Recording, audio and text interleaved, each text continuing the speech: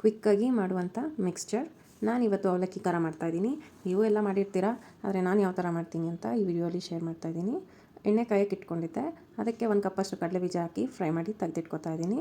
ಅದು ಫ್ರೈ ಆದ ನಂತರ 1 ಕಪ್ಪಷ್ಟು ಹುರ್ಗಡ್ಲೆ ಅಥವಾ ಕಡಲೆಪಪ್ಪನ್ನು ಹಾಕಿ ಫ್ರೈ ಮಾಡಿ ತೆಗೆದಿಟ್ಕೋಬೇಕು. ಈಸಿಯಾಗಿ ಮಾಡುವಂಥ 10 ನಿಮಿಷದಲ್ಲಿ ಮಾಡುವಂಥ ಸ್ನ್ಯಾಕ್ ಇದು. ಯಾವಾಗ ಬೇಕೋ ಆವಾಗ ಫಟ್ ಅಂತ ಮಾಡಿ ತಿನ್ಬೋದು. ಮಕ್ಕಳಿಗೂ ಎಲ್ಲ ಇಷ್ಟ ಆಗುತ್ತೆ, ಮನೆಯವ್ರಿಗೂ ಇಷ್ಟ ಆಗುತ್ತೆ. ನಾನು ಇದರಲ್ಲಿ ಒಂದು 3ರಿಂದ 4 ಒಣಮೆಣ್ಸಿನ್ಕಾಯಿನ ಚಿಕ್ಕದಾಗಿ ಕಟ್ ಮಾಡಿ ಹಾಕ್ಕೊಂಡಿದ್ದೀನಿ. ಬೇಡ ಅಂದರೆ ಸ್ಕಿಪ್ ಮಾಡ್ಬೋದು, ಇಲ್ಲಾಂದರೆ ನೀವು ಹಸಿಮೆಣ್ಸಿನ್ಕಾಯಿ ಕೂಡ ಹಾಕ್ಕೋಬೋದು.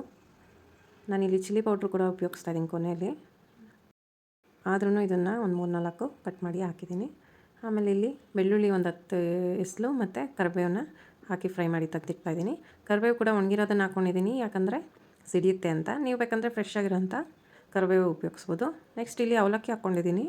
ಅವಲಕ್ಕಿ ಹಾಕಿದ ನಂತರ ಅದನ್ನು ಹಾಗೆ ಬಿಡಬೇಕು, ಅದರ ಮೇಲೆ ಬರುವಂಥ ಗುಳ್ಳೆಲ್ಲ ನಿಲ್ಲಬೇಕು, ಆಗ ಅದು ರೆಡಿಯಾಗಿದೆ ಅಂತ ಅರ್ಥ. ನಾನೊಂದು 2-3 ಬ್ಯಾಚ್ ಮಾಡಿಟ್ಕೊಂಡೆ.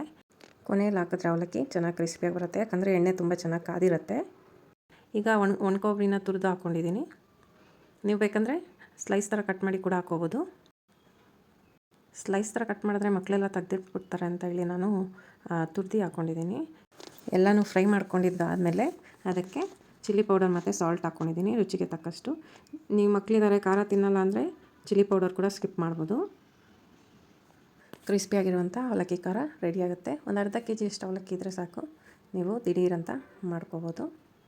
ನಾನು ಮಾಡಿರೋ ಈ ಸ್ನ್ಯಾಕ್ ರೆಸಿಪಿ ನಿಮ್ಗೆ ಇಷ್ಟ ಆದರೆ ಪ್ಲೀಸ್ ಒಂದು ಲೈಕ್ ಮಾಡಿ, ಮತ್ತು ನಿಮ್ಮ ಫ್ಯಾಮಿಲಿ ಫ್ರೆಂಡ್ಸ್ ಜೊತೆ ಈ ವಿಡಿಯೋನ ಶೇರ್ ಮಾಡಿ.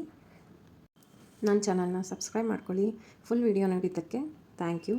ಹೀಗೆ ಸಪೋರ್ಟ್ ಮಾಡ್ತಾಯಿರಿ. Bye all.